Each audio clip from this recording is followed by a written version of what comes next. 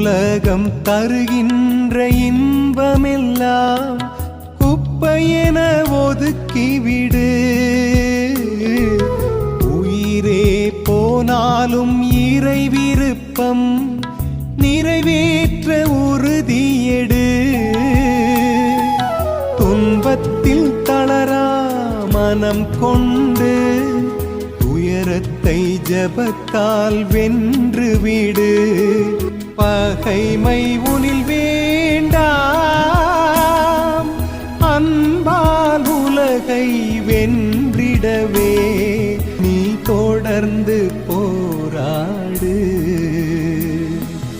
அன்புள்ள சீடனுக்கு நண்பன் இயேசு நான் எழுதும் கடிதம், உனை பின் தொடர்வேன் என்றவனே, எங்கே நீ